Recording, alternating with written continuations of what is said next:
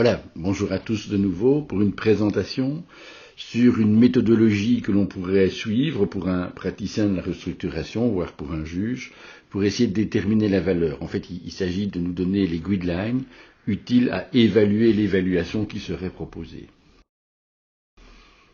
Nos objectifs sont clairs, il s'agit de rechercher cette méthodologie de manière systématique pour déterminer cette valeur en activité en proposant une méthodologie, les guidelines, qui permettrait aussi d'évaluer l'évaluation. Et il s'agit de confronter ce qui va être dit, ces guidelines, à des cas concrets, dans lesquels des évaluations sont intervenues ou devraient intervenir, tout en examinant la jurisprudence dans les cas qui ont déjà dû trancher sur ces valeurs. Pour ceux qui prendraient cette formation de manière isolée aux autres, je crois que c'est utile que vous regardiez d'abord la présentation sur le mécanisme pour imposer un plan dans le cadre de la nouvelle loi, que vous regardiez la présentation sur la valeur, quelle est cette notion de valeur, et que vous regardiez la présentation sur comment construire un plan de retournement utile à déterminer cette valeur. Je pense qu'il est également nécessaire de bien comprendre un plan d'affaires selon 5 scénarios, sur des périodes d'extrapolation, c'est des premières périodes assez sûres de validation des hypothèses, 2, 5 ou 10 ans, plan qui doit être évidemment étayé, retraité et normalisé, que vous compreniez bien les notions de trésorerie libre, affectable au remboursement, que vous compreniez bien ce qu'est la méthode de l'Independent Business Review, qui est une méthodologie relativement reconnue qui donne un avis indépendant sur un business plan, et enfin que l'on connaisse un minimum les techniques d'évaluation des probabilités. Parce que, et on revient là-dessus quelques secondes dans cette présentation aussi, ça a déjà été exposé dans d'autres, déterminer une valeur a des enjeux. Si la valeur est trop élevée, une classe de chirographeurs va imposer le plan aux autres classes, y compris si elle représentait un pourcentage très petit du passif. Mais inversement, le prix à payer à cette situation sera grand, puisqu'en cas d'application de la priorité, et en Belgique de ce qu'on appelle la valeur de réorganisation, qu'on a décrit dans les autres formations, cette valeur risque d'être importante. Donc facile à imposer, mais coûteux en termes de paiement aux créanciers. Dans ce cas-là aussi, la valeur est grande, donc l'actionnaire reste dans la valeur, et sa dilution en cas d'augmentation de capital est faible. À l'inverse, si la valeur est trop faible, seuls les créanciers garantis ou privilégiés spéciaux pourront imposer le plan avec une majorité de créanciers. La valeur de réorganisation, ce qu'on devra payer aux créanciers récalcitrants, pourrait être beaucoup plus faible, mais inversement, l'actionnaire ne sera plus dans la valeur et on pourra le diluer de manière extrêmement importante. On voit donc bien que ces combats sur la valeur, on va le voir dans le dossier européen dans quelques minutes, sont relativement importants. Alors l'idéal, évidemment, lorsqu'on évalue une valeur, c'est de se référer à des rapports d'expertise reconnus antérieurs. Ils existent, ils sont assez accessibles, il y a des rapports de sociétés cotées, souvent ils sont publiés sur les sites internet des sociétés concernées. J'ai dans ma bibliothèque CGG, Nirstar, Technicolor, Pierre et Vacances, Siemens Nixdorf, Steinhoff, Léonie, mais encore bien d'autres, ou à des cas de sociétés non cotées. Et les deux cas sont très différents, on va le voir dans le cours de l'exposé, BCM, Prometera, d'autres sociétés dont je ne peux pas citer les noms que vous voyez sous la lettre BSF, mais également Meuse et Sambre, par exemple, qui est une société qui entre-temps est tombée en faillite.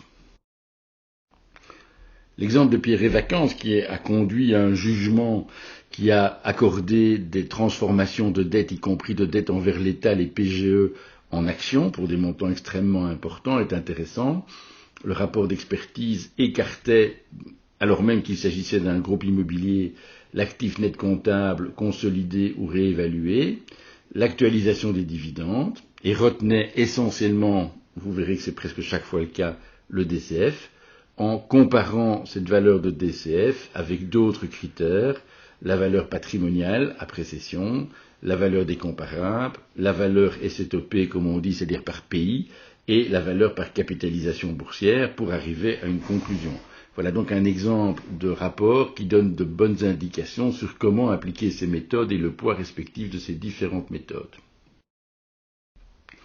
Ce rapport conclut à ce que la valeur terminale utilisable pour le DCF devait se calculer au-delà de la période d'extrapolation 2, 3 ou 10 ans sur un chiffre d'affaires inflaté avec un taux de croissance de 2%, que le taux d'actualisation devait être un taux issu de la méthode MEDAF avec un taux sans risque qui était les YOLO de l'époque de 0,28, un bêta désendetté de 1,29. On se souvient, quand on a suivi les autres formations, qu'un bêta de 1 représente le marché moyen.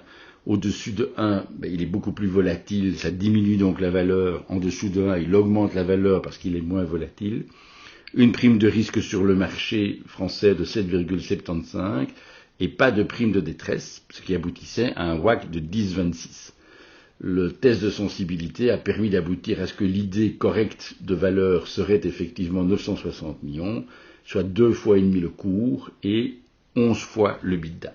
Voilà donc un rapport qui a procédé à l'analyse concrète du business case. C'est ce que nous allons faire maintenant en regardant de manière, concrète au départ du rapport Orpea, tous les biais ou toutes les erreurs auxquelles il ne faut pas se livrer et que le juge doit corriger en cas de contestation.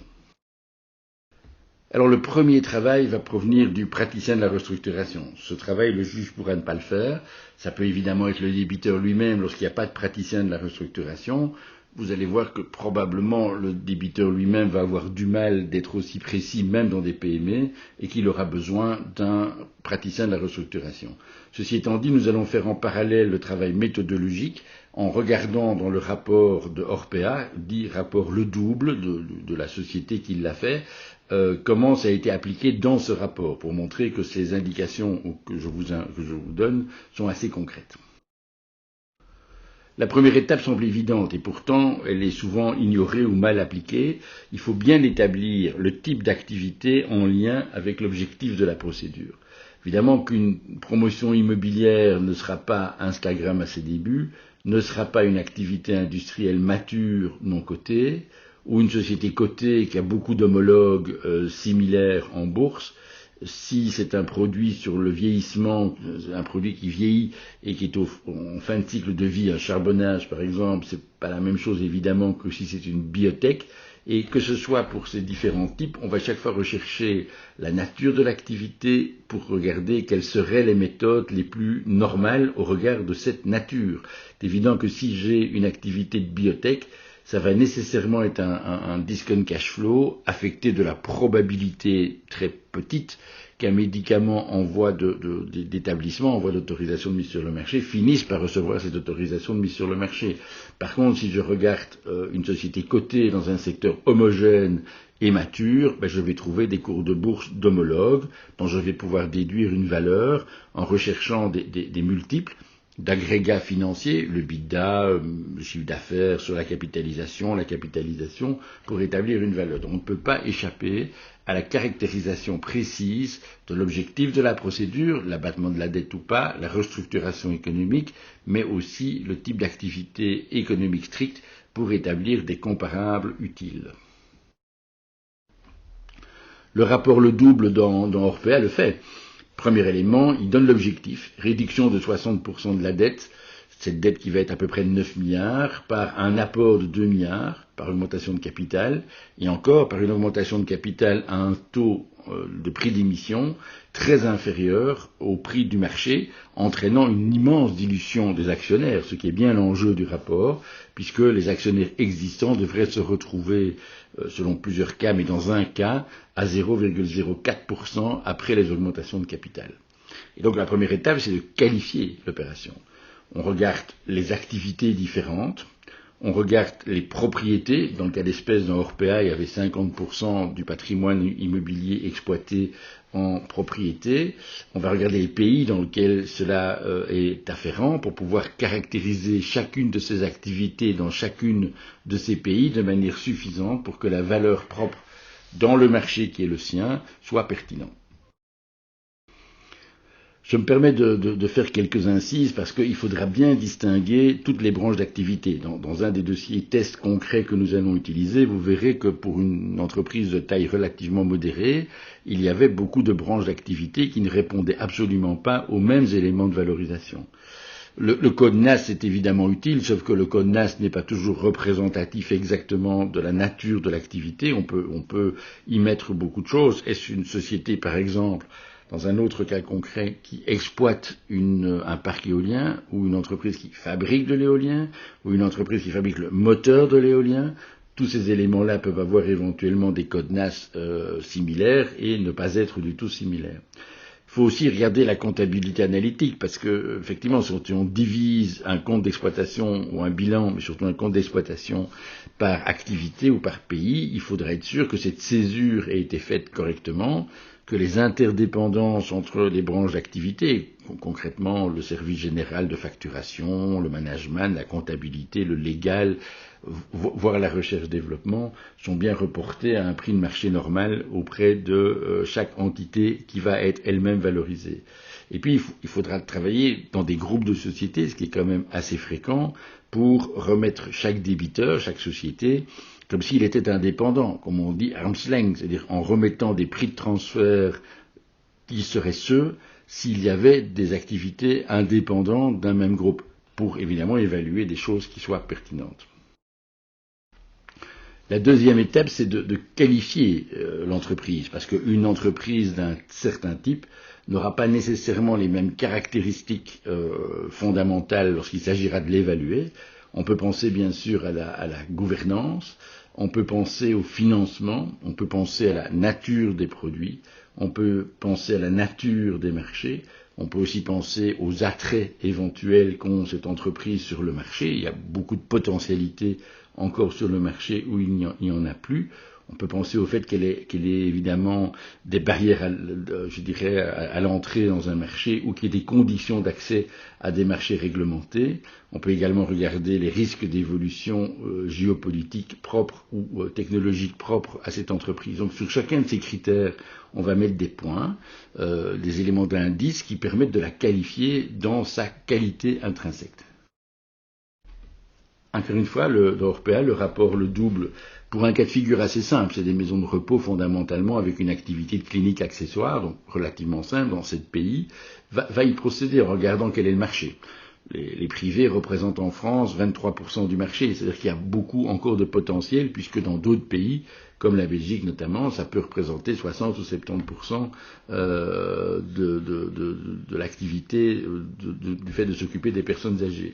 Il y a des barrières à l'entrée, parce qu'il y a une réglementation, une accréditation assez forte, parce qu'il y a un nombre limité d'acteurs, du fait notamment de ces barrières à l'entrée, et parce qu'il y a une dynamique interne au marché français, par exemple, parce qu'il y a une consolidation du marché.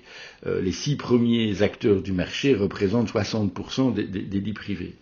On va alors procéder pour mieux qualifier cette entreprise à un SWOT. Prenons celui du rapport le double, c'est intéressant, une force. C'est un acteur majeur du secteur en France et il a un patrimoine immobilier. Ses faiblesses, la marge s'est dégradée, l'image a été affectée et son niveau d'occupation est faible ou plus faible qu'avant.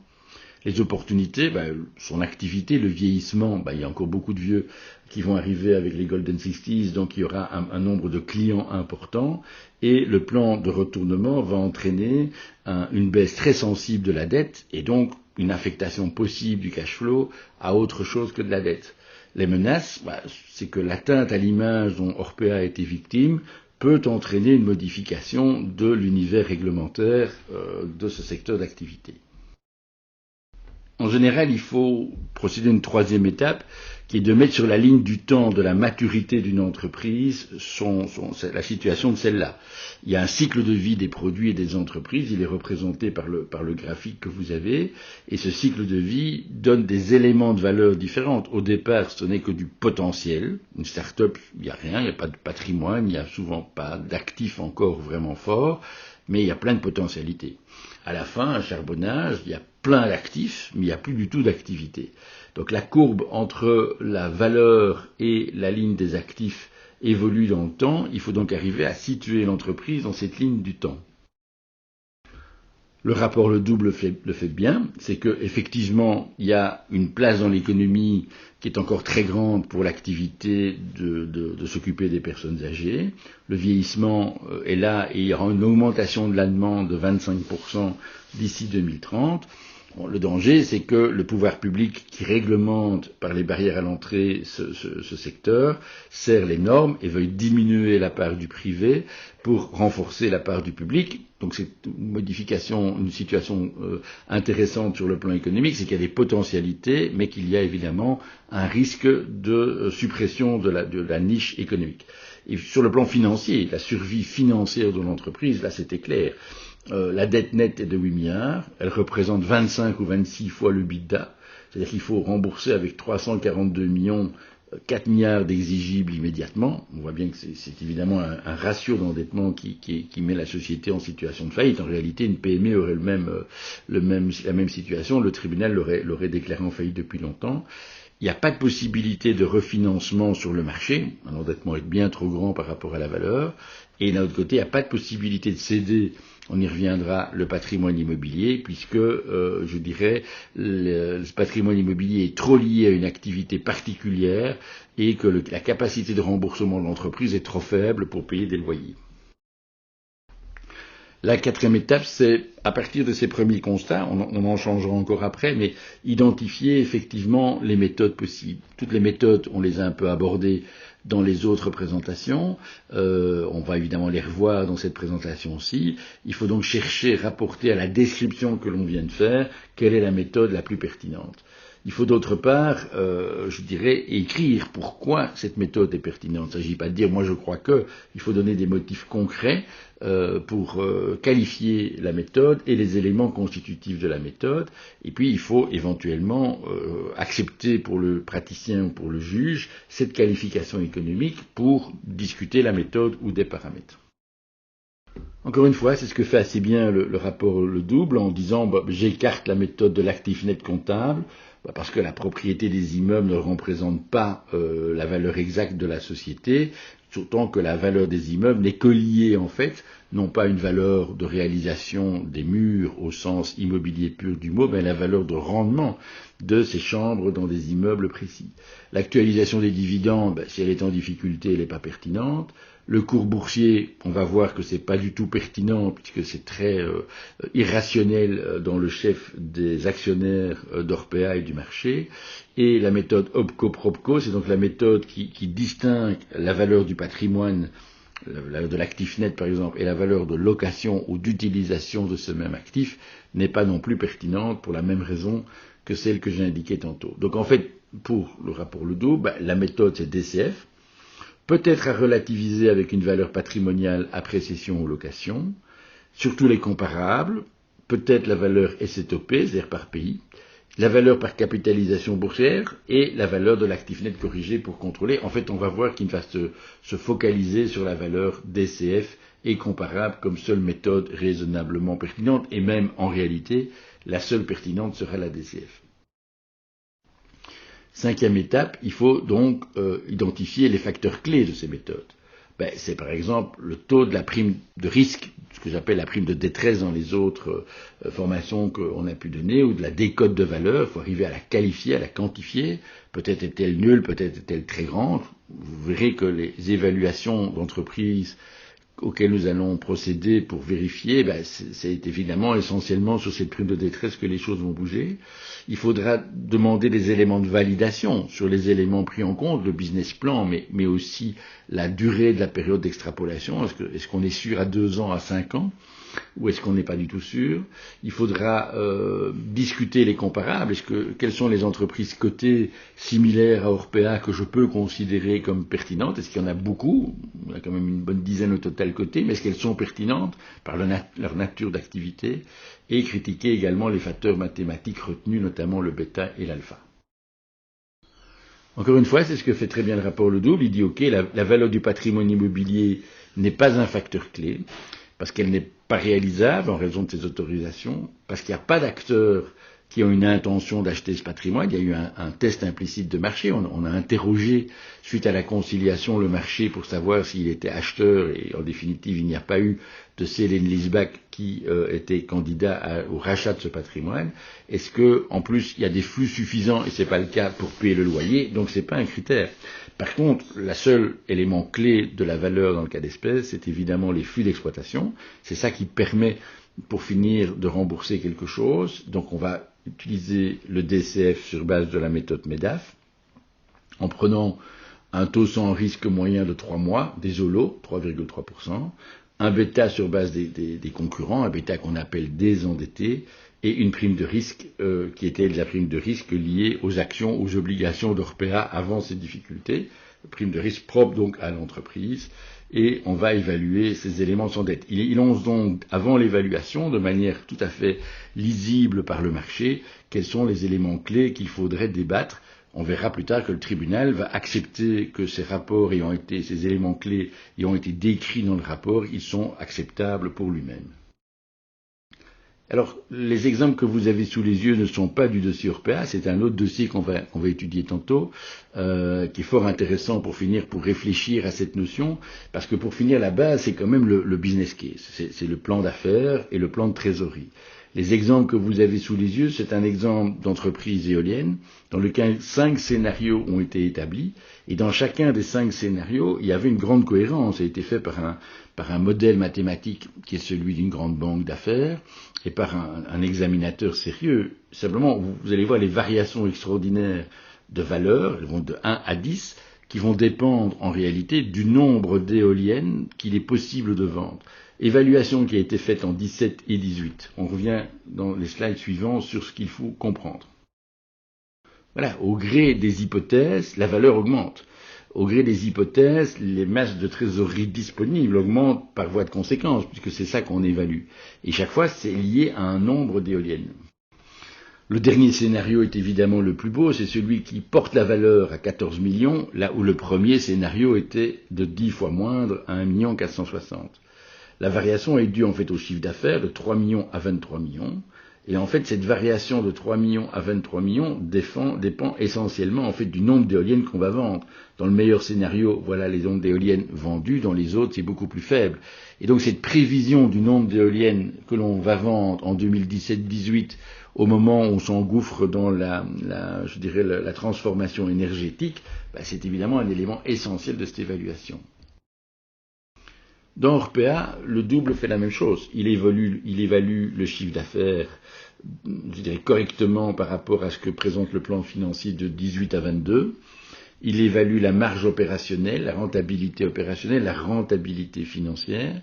Il examine les capitaux employés et investis pour éventuellement fonder son raisonnement qu'on va voir tantôt de validation de ce plan d'affaires. Pour revenir 2 secondes aux éoliennes, c'est évidemment par un expert indépendant, essentiellement sur le plan technique et sur le plan de son expertise industrielle, que ce nombre d'éoliennes vendues dont le prix aurait été encaissé aurait pu être contrôlé. Dans le rapport Le Double, pour le domaine du vieillissement, c'est beaucoup plus simple. On connaît le marché est en augmentation, on peut aller voir chez les concurrents quel est le nombre de maisons de repos créées, et on peut déduire de ces éléments de comparaison une certitude beaucoup plus grande. Donc, plus grandes entreprises, plus grande certitude. Entreprise naissante ou entreprise plus petite, incertitude bien plus grande. Alors, comme le rapport Le Double dit, mais c'est simplement la pratique de la FSMA ou de l'AMF, si le DCF est la méthode reine, vous l'avez déjà vu dans les choses que nous avons pu indiquer, elle doit être corroborée à tout le moins, voire confrontée, voire complétée, ce sont 3 notions différentes, avec d'autres méthodes. Des études quantitatives américaines ont montré en fait qu'il fallait utiliser ces autres méthodes pour effectivement pouvoir comparer, afin d'éviter que des petits biais, ceux qu'on va étudier, dans le raisonnement, ne faussent totalement la valeur sur base du DCF. En fait, il faut que le juge, comme le praticien, n'abandonne pas son pouvoir aux experts, parce qu'ils n'ont pas plus de vérité infuse que d'autres, ils n'ont que de l'expertise, et il faut donc pouvoir vérifier si dans les étapes précédentes on n'a pas commis une série d'erreurs de raisonnement.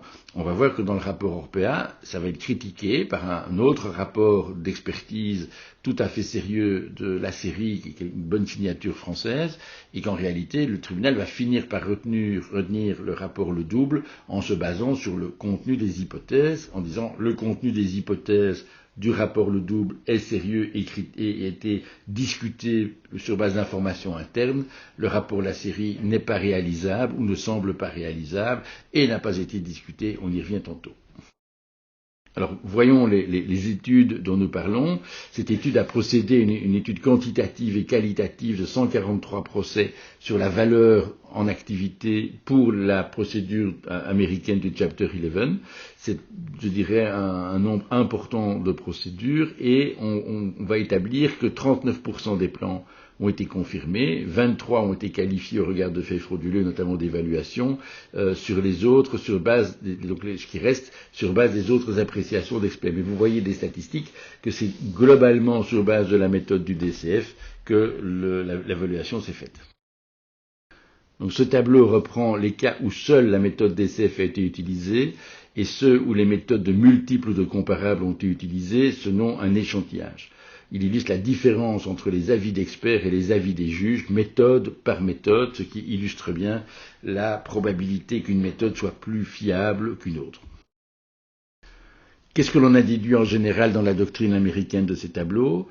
Qu'un nombre important de cas ont dépendu de l'appréciation du juge sur les faits, tout ce que nous venons d'expliquer, qui impacte l'évaluation, c'est en réalité sur la qualification de l'entreprise, de son mode de fonctionnement, qu'un nombre important de décisions s'écarte des éléments clés retenus pour évaluer en DCF, c'est-à-dire qu'on dit ok, je comprends que c'est les éléments, mais moi j'en prends d'autres, que l'écart entre la valeur retenue par les juges et les paramètres retenus par la littérature financière est souvent important. Le juge est factuel, il n'est pas théoricien, qu'un nombre significatif de décisions se base sur un test de marché, mais tout en s'en écartant parfois lorsque le processus de test de marché n'a pas été correctement fait, que le recours aux experts est souvent moyennement pertinent, les juges préférant la médiation pour rapprocher les points de vue des parties ou des experts, puisqu'en fait, ces avis d'experts sont très contradictoires, basés sur la même technique et sur les mêmes paramètres. Et l'auteur de cette publication propose d'ailleurs que le juge annonce les éléments qu'il pourrait retenir dans l'arbitrage final de valeur, de telle manière à ce que les parties l'informent concrètement et matériellement des éléments factuels qui vous permettront de juger de telle ou de telle valeur. Alors c'est l'intérêt du rapport Le Double qui dit au juge, en fait la méthode des comparables, elle est tentante évidemment, puisqu'il y a 15 concurrents dont un certain nombre sont à peu près similaires, 4 au moins semblent très très comparables en termes de type d'activité, en termes de marché et en termes de taille, en termes de possession d'actifs. Mais lorsqu'on rentre dans le détail des éléments qui caractérisent ces 4, on ne voit qu'un seul qui est vraiment comparable. Et donc un seul ne permet pas d'avoir une vision statistique suffisante, et donc le comparable n'est pas praticable, ou en tout cas n'est qu'indicatif, puisqu'il ne se baserait que sur un cas de situation, certes comparable, mais qui peut être elle-même l'objet de plein de billets de valeur. Et donc, pour finir, revenons aux éoliennes, l'élément essentiel, comme dans Orpea, c'est la probabilité que ça se passe bien. Parce que si on prévoit, comme ça va être le cas dans Orpea ou dans les différents scénarios que vous avez vus tantôt, une croissance de chiffre d'affaires qui est peut-être naturelle, qui n'est pas illégitime en soi, faut-il encore qu'elle soit probable. Donc, on va déduire cette probabilité de est-ce que les difficultés rencontrées semblent matériellement exactes, elles se traduisent dans les faits et elles se traduisent dans les chiffres d'une manière précise. Est-ce qu'elles sont ponctuelles, structurelles, ou est-ce qu'elles dépendent du marché ou des nouvelles réglementations? Est-ce que les solutions avancées sont en lien rationnel avec les difficultés? Et est-ce que les plans financiers qui évoquent la mise en œuvre de ces solutions apparaissent comme, je dirais, matériellement corrélés aux hypothèses que l'on a écrites en français? Encore une fois, le rapport Le Double, comme d'autres rapports de bonne qualité, va dire que le plan d'affaires qui prévoit pourtant une croissance de chiffre d'affaires de 13% l'année suivante, de 7% l'année suivante et de 6,4% encore, que ce plan lui semble pertinent parce que, dit le rapport, elle s'appuie sur des données historiques. Elles sont basées aussi sur des données disponibles sur les marchés, c'est-à-dire les marchés économiques, le nombre de personnes qui vieillissent et qui ont besoin, sur des explications cohérentes et précises et contradictoires du management. On reviendra tantôt sur ça lorsqu'on parlera de la position du tribunal, sur la croissance qui elle-même est fondée sur des leviers bien identifiés sur lesquels un expert indépendant peut accepter l'idée que le management a prise, et sur une augmentation, pour finir, de la marge, qui ne fait que revenir à la situation antérieure. En fait, on ne fait que prévoir un retour à la situation initiale dans le cas d'espèce, qui était la baisse des marges par la baisse de la population suite au Covid, par la baisse de la population suite au scandale que l'on connaît. Alors souvent l'évaluation ne peut pas se faire sans des redressements, soit bilantaires, soit du compte de résultat, puisque l'appréhension qu'a eu, la vision qu'a eu le management de la valorisation a évidemment impacté les comptes annuels consolidés dont on a tiré des informations, mais également le plan financier. Donc on va avoir une validation du plan d'affaires, notamment sous l'angle de la répartition géographique des coûts qui sont souvent centralisés, il faut les décentraliser, également des revenus, également des fonctions, également de tout ce qui est plus immatériel. Par exemple, ce qui influence le DCF, c'est essentiellement le besoin de fonds de roulement. Donc il faut revoir les stocks, les créances, les encours, le working process et les provisions de charges ou de dépenses qui vont revenir. On doit revoir également la dette pour voir si la dette est considérée justement, et on a bien inclus la dette latente ou la dette éventuelle ou la dette qui est induite par le fait même de la procédure. Et enfin, on doit procéder à un examen attentif des besoins de financement, parce qu'il ne s'agira pas de dire après qu'il y avait des besoins qui pompent la trésorerie. Encore une fois, c'est ce que fait le double. Le plan étant établi après arrêté des comptes, il a été communiqué au marché, donc il y a eu des discussions avec les actionnaires et le marché et les experts sur les paramètres retenus. Cette publication est assez importante, on y reviendra. Il avait pris une période d'extrapolation de 2 ans assez fiable, combiné une deuxième période d'extrapolation de 3 ans avant de tirer à l'infini la valeur. Et en fait, il y a eu des reclassements de charges. Ça ne mérite pas qu'on en parle à ce stade, mais il y a un vrai reclassement qui a été fait de valeur. Parce que ce qu'il faut conclure à ce stade, c'est que des erreurs sur toutes ces étapes vont impacter très sensiblement la valeur. Si les business cases et les scénarios sont faux, on le verra à propos de l'hypothèse de l'éolienne qui est vraiment intéressant à cet égard, ça impacte considérablement la valorisation. Si on se trompe de bêta, si on prend 0,7 ou 1,5, l'impact sur la valeur est considérable. S'agissant du cycle de vie économique d'une entreprise ou réglementaire d'une entreprise, la prime de risque augmente de manière différente. S'agissant des méthodes à utiliser, elles tiennent compte de ces éléments d'analyse économique de l'entreprise. On peut se tromper si on prend la méthode des comparables boursiers ou si on prend la méthode du cours, ça va donner des chiffres très très différents, dont il ne s'agira en aucun cas de faire la moyenne, car il baisserait la valeur ou augmenterait la valeur de manière sans pertinence intellectuelle. Il faut regarder si les flux financiers sont effectivement viables. Donc, tout ça pour dire que les erreurs sur les étapes précédentes auront des impacts importants et qu'il y aura lieu d'un contrôle assez sérieux de ces étapes. Alors, mais ça va se terminer, cette analyse, par un rapport. On va voir lequel, mais prenons celui d'Orpea, c'est intéressant. Donc il admet qu'une période d'extrapolation de 2 ans, suivie d'une période d'extrapolation de 3 ans, suivie d'une valeur à l'infini, permet de calculer une valeur terminale qui va impacter sensiblement la valeur, et qu'un taux de croissance de 2% qui tient compte donc de l'inflation est pertinent. Et il retient différents paramètres, taux sans risque 2,9, bêta désendetté 0,7, prime de risque 5,9, pas de prime de détresse. Il ne retient pas de prime de détresse vu le contexte, on y reviendra un peu plus tard, pour avoir un WACC de 7%. Il fait alors un test de sensibilité ou de sensitivité, comme on veut, pour aboutir à des chiffres raisonnables quand on met le taux de croissance avec, d'un autre côté, le taux du WACC. Si je fais varier les deux, je trouve le carré magique au milieu qui donne les valeurs les plus pertinentes. Là, dans le cas d'espèce, c'est 5 milliards 837 jusqu'à 7 milliards 314. Il donne les valeurs autres. Vous voyez que presque aucune ne dépasse les 8 milliards. Une seule, c'est les comparables qui font entre 5 milliards et 9 milliards, mais les autres sont en dessous de 9 milliards. Or, c'est important puisque ici, la question est de savoir si la valeur dépasse celle des actionnaires ou pas. Comme il y a une dette de l'ordre de 8,9 milliards, il faudrait que la valeur dépasse notablement 8,9 milliards pour que l'enjeu se pose. Voilà donc un travail qui a résulté du rapport Le Double suite à cette méthodologie. Alors, l'objet, finalement, de cette présentation est surtout d'attirer l'attention sur les lieux où peuvent se trouver des biais intellectuels, c'est-à-dire des points sur lesquels, par manque d'attention, on pourrait, un cerveau normalement constitué et même très compétent, glisser et ne pas voir que peuvent se cacher des discussions de valeur importantes. Alors, j'ai choisi volontairement de dire qu'il y a déjà des biais dans la méthode des comparables. Pourquoi? Parce que la méthode des comparables, le multiple de EBITDA, c'est une méthode de comparable. Je dis, voilà, une entreprise a été vendue dans le même secteur 5 fois son EBITDA, donc mon entreprise peut se vendre 5 fois le EBITDA. Je prends un agrégat financier, le EBITDA. Je peux en prendre un autre, un agrégat, c'est une référence financière, je prends le chiffre d'affaires, je peux prendre la marge brute, je peux prendre le nombre de quelque chose, le nombre de points de contact pour une installation téléphonique, et je compare un prix connu dans le secteur pour une entreprise avec mon entreprise, et j'en déduis que le multiple est bon. Mais on va voir que ce qui est facile conduit tout autant à des erreurs aussi grandes, voire plus grandes que le DCF. L'élément le plus fort, c'est la pertinence des comparables.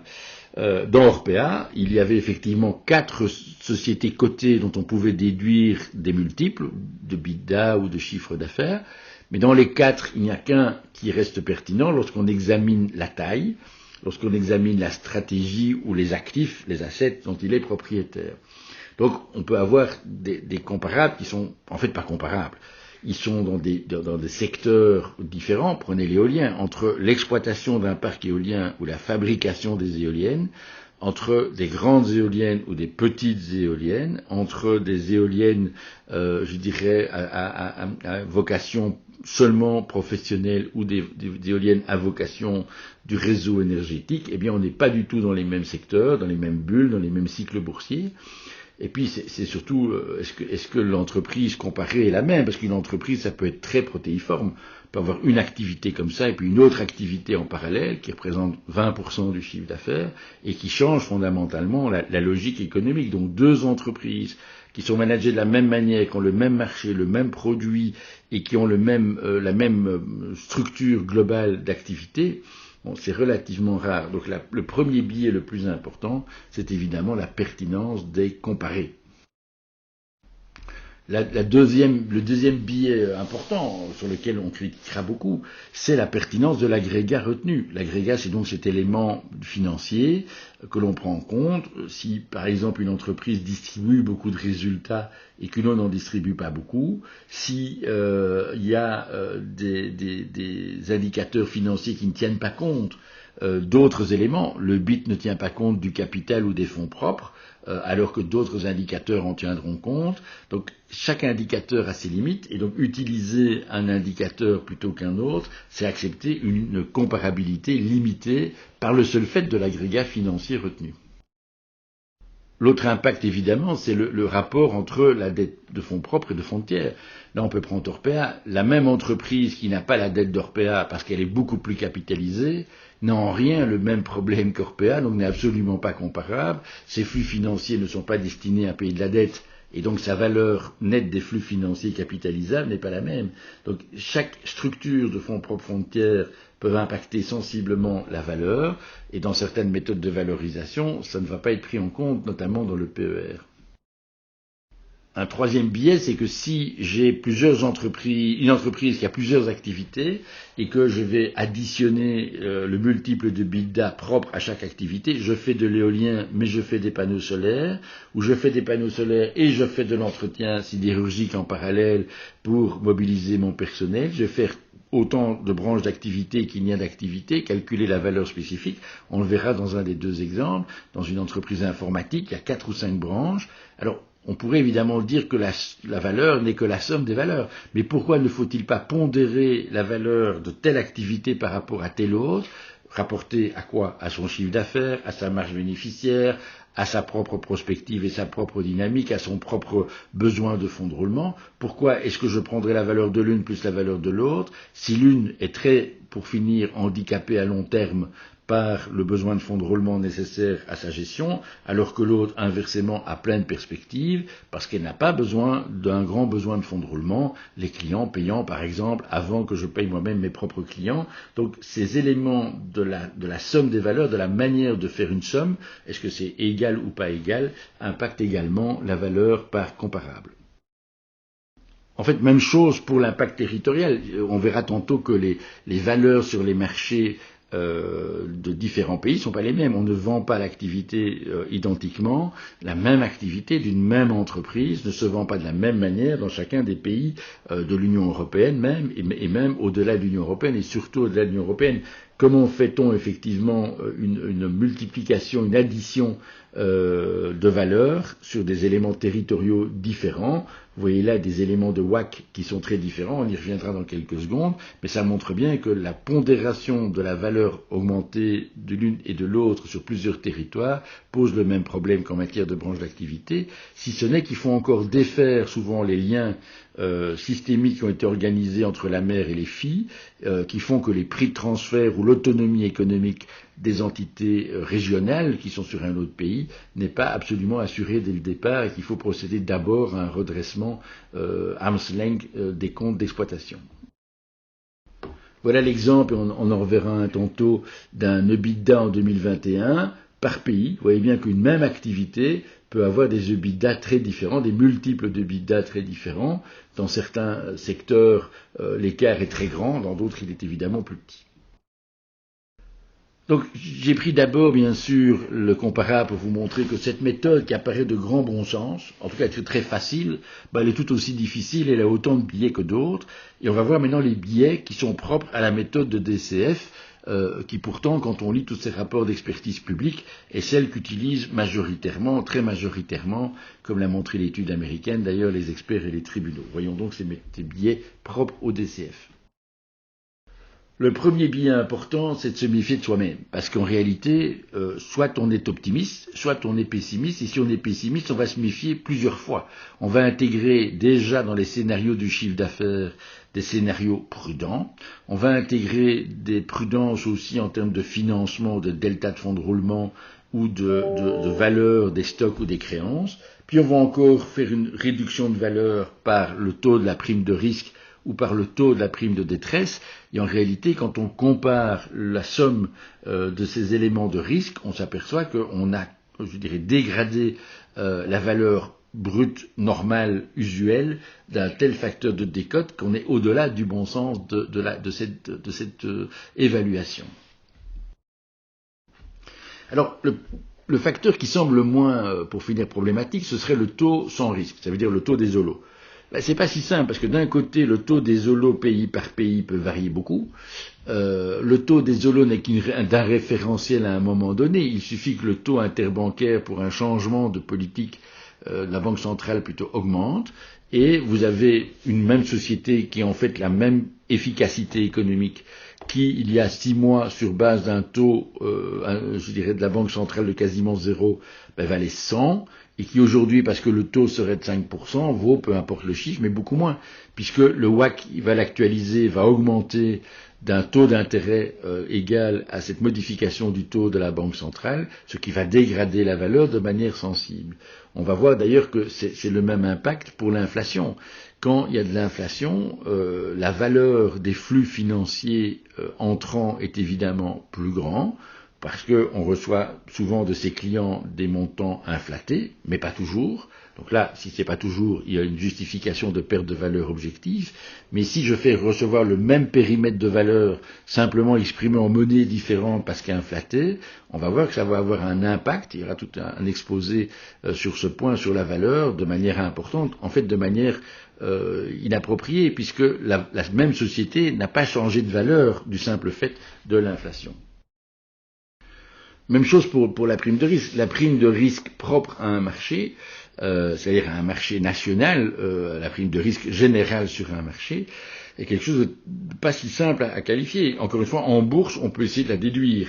par l'analyse de la variation de cours en temps normal d'une entreprise normale et en tout cas sur des comparables assez larges. Lorsqu'on est sur une entreprise d'espèces, les évaluateurs, les livres, la documentation qui va donner cette prime de risque est elle-même très variable. Elle peut changer rapidement alors qu'aucun événement ne change fondamentalement le risque. Donc cette prise de risque doit être discutée dans une étude là, que je cite, sur 100 livres consacrés, 59, je dirais, utilisaient des méthodes, vous verrez les chiffres en lisant les slides, utiliser des méthodes différentes des autres. Donc même dans la doctrine scientifique, il n'y a absolument pas une unanimité de la façon de calculer cette prime de risque. Le biais suivant, c'est encore plus grave, c'est le bêta. On sait que le bêta, c'est la variation, la volatilité de valeur. Quand le bêta est 1, il représente la volatilité normale sur le marché.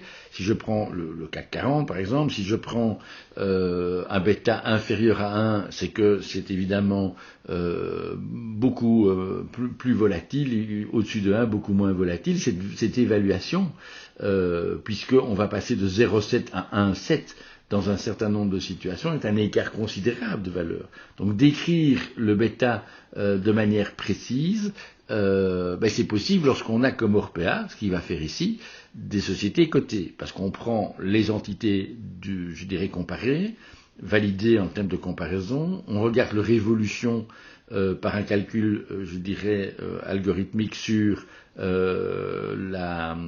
l'écart de valeur, et on déduit la volatilité moyenne de ce secteur d'activité.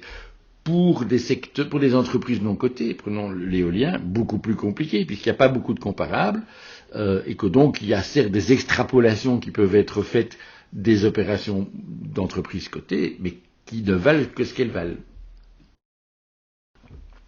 Le coût de la dette a également un impact extrêmement important sur le WACC, puisque plus le coût de la dette est bas, plus l'effet levier d'une dette est grand, c'est-à-dire qu'en empruntant de l'argent à 2%, pour prendre un exemple, si je fais donner à cet argent une valeur ajoutée, un effet leverage, un effet de levier qui génère de la valeur qui m'en rapporte 15, l'effet sur le WACC va être très très positif, puisque forcément je crée de la valeur par de la dette. Inversement, si la dette augmente par son montant de taux d'intérêt spéculatif lié à un distress, le taux d'intérêt peut dépasser le taux d'intérêt de la valeur générée, et là la dette a un effet négatif. Donc effectivement, il faudra faire attention à l'impact de la dette, et on discutera de l'impact de la dette différent d'une entreprise à une autre. D'ailleurs, pour ça que beaucoup d'entreprises comparées dans le cas d'Orpea ont été écartées, car leur endettement était très très différent.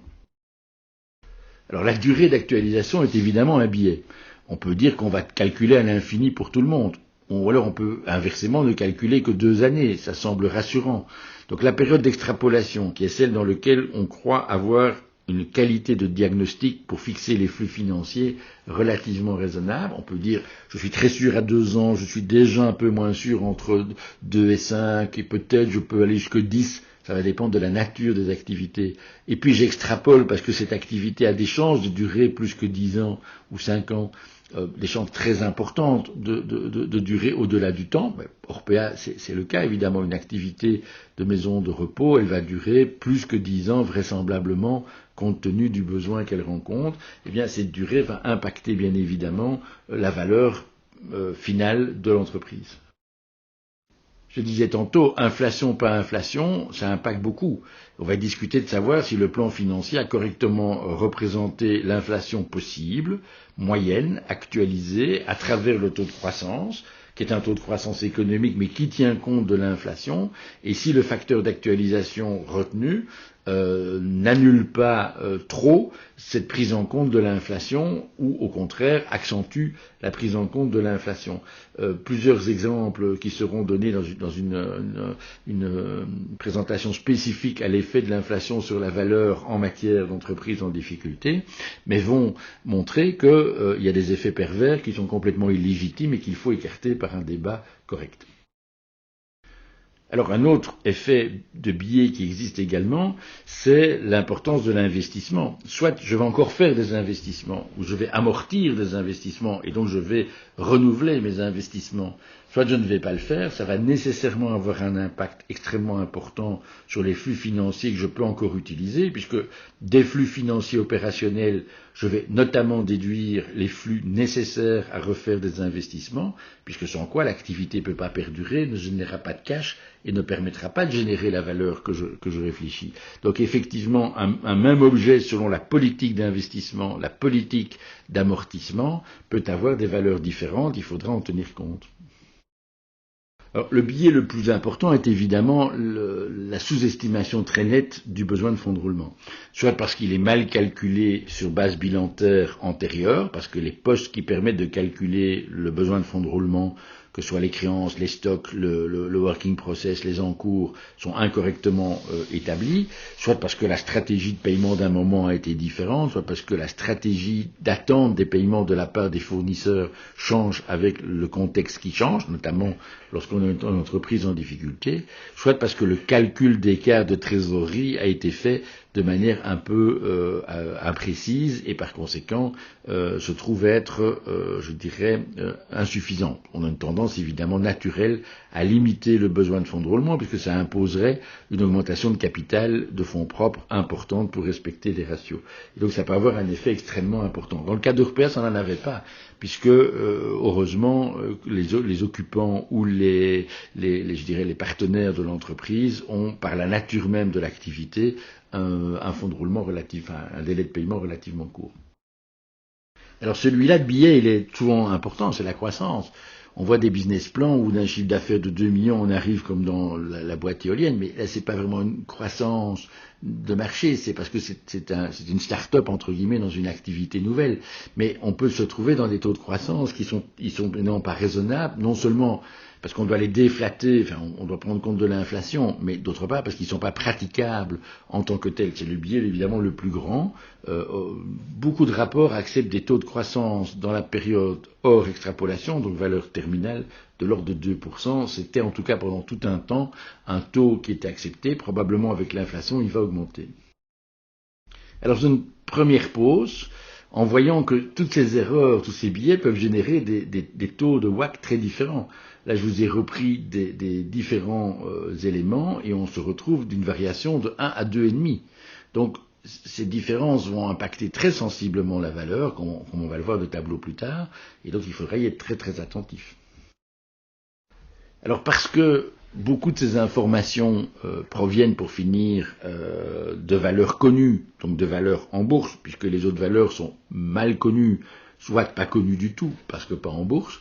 On ne connaît pas toutes les transactions, on ne sait pas ce qui a vraiment été cédé, on ne peut pas analyser en détail par les informations connues, ni ce qu'en pensent les analystes, ni les communiqués de presse qui sont nécessaires pour une boîte cotée. Quand une boîte non cotée est vendue, on sait qu'elle est vendue, mais à part les bilans publiés, on pourra en déduire que peu de choses.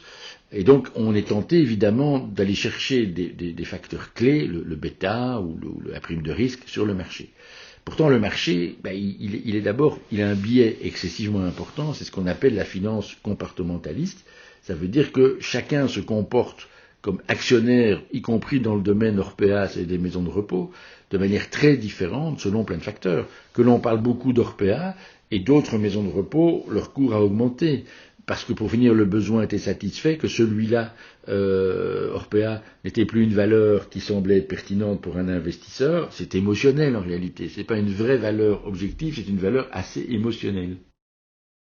Il suffit de regarder le cours d'Orpea. Je veux dire, dans Orpea, c'était le Covid. Bon, les personnes âgées décédaient dans les EHPAD. Et puis, ça a été le livre sur la manière, le scandale, entre guillemets, de gérer d'Orpea.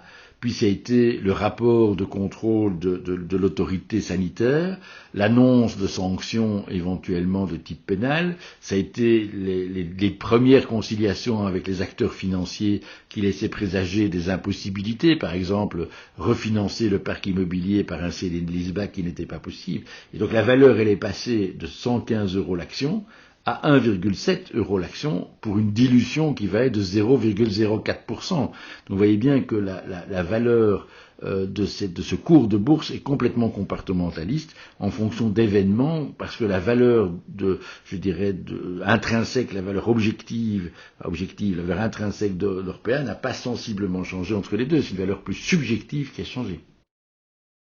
C'est bien pour ça qu'on va faire des impacts de sensitivité, de sensibilité, c'est-à-dire de mettre dans un tableau le taux de croissance d'un côté, le WACC d'un autre côté, pour regarder au centre, quand je prends un taux moyen par rapport à ce que je crois pertinent, si les écarts de valeur sont à ce point significatifs. Ça permet de relativiser l'impact d'une erreur sur un taux de croissance. Quand je passe de 1,5 ou de 0,5 à 1, par exemple, est-ce que je ne devrais pas passer de 0,5 à 0,6 ? Même chose pour le WACC, et je ne dois pas passer de 16,5 à 17 plutôt que de passer à 18. Donc c'est quoi les étapes qui ont un impact significatif rapporté aux flux financiers qui semblent anormaux, et je vais toujours aller chercher ce carré magique au centre. Dans Orpea, on le voit moins, mais vous avez les chiffres en gras, il y a un carré magique également de valeur. Alors ces éléments de sensibilité, on va les chercher dans des éléments objectifs, sur des faits. Là j'ai repris dans une société un exemple, dans d'autres publications vous verrez ça en détail, je n'ai pu en reprendre là qu'une toute petite partie. On compare différentes sociétés en regardant je dirais l'objet de la vérification pour voir si la sensibilité de ce point dans cette entreprise, on est plus sensible ou moins sensible, pour être sûr que quand on compare après le résultat du test de sensibilité au cours des autres, pour voir si c'est dans l'analyse multicritère, si c'est fondé, si pour finir on a pris en compte les bons éléments. Alors, première conclusion, il faut se méfier de soi-même. Voilà toute une série d'erreurs, vous lirez ça à votre aise, qui sont faites et qui peut générer, pour finir, une approche qui n'est pas correcte et ce qui aurait dû être fait. Par exemple, on détermine une prime de risque historique, mais on oublie de prendre une prime de risque prospective, c'est-à-dire qu'on regarde le passé. Orpea dans le passé, c'est pas Orpea dans le futur. Le coût de la dette historique, on doit aussi prendre le coût auquel la société va pouvoir lever des fonds maintenant. Il est possible qu'elle avait un coût plus élevé et demain un coût moins élevé, ou l'inverse. On peut regarder par exemple la sensibilité du coût du capital que l'on ne prend pas de manière complète. Il faut la prendre de manière complète. Donc, vous voyez sur ces pages, et vous les lirez attentivement, elles sont en documentation après, sur le site, différents éléments d'erreur qui conduisent à des cas vraiment significatifs. En voilà encore d'autres. Prenons évidemment qu'on se trompe d'agrégat. L'agrégat n'est pas toujours le bon agrégat, que ce soit le taux sans risque qui n'est pas réaliste, la prime de risque de marché, le bêta, le bidda qui n'est pas pertinente, la dette qui n'est pas une dette productive, une dette active qui génère un leverage, mais bien une dette passive qui a généré un leverage dans le passé, mais qui n'en génère plus. Donc cette liste est intéressante pour comparer d'après la meilleure doctrine, c'est issu d'un livre, les éléments d'erreur que l'on peut commettre lorsqu'on procède à une évaluation par DCF.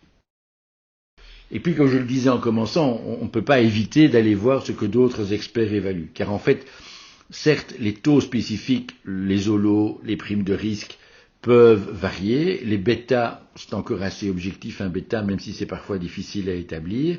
Ce qui est vraiment variable, c'est la prime de détresse. Et donc, comme la prime de détresse est une analyse factuelle, que les autres sont plutôt des analyses macroéconomiques, à un même moment, ou en tout cas dans un même contexte, inflationniste, non inflationniste, on va trouver dans les autres rapports d'expertise des indications intéressantes. Dans les deux cas que je vous dis, c'est le cas 10 et le cas 24, vous allez trouver des décotes basées sur des modes d'évaluation qu'on va pouvoir prendre en compte. Alors tout ça nous ramène pour finir à l'exemple éolien que je citais tantôt, c'est évidemment la qualité des tableaux des flux financiers. D'abord il faut qu'on soit, et là je vous ai donné la méthode basée sur les plans comptables, donc vous avez dans la colonne de droite ce que chacun des éléments qui donnent les flux de trésorerie se calcule sur une base rétrospective, sur base du bilan passé. Évidemment, comme on va faire un plan prévisionnel, il faudra encore classer les montants prévisionnels dans les bonnes classes, parce que si on se trompe de classe lorsqu'on fait un bilan rétrospectif ou prospectif, ce calcul n'est plus vrai. Mais globalement, ce sont les flux opérationnels dans lesquels on va, je dirais, retirer les décaissements de remboursement en capital de la dette.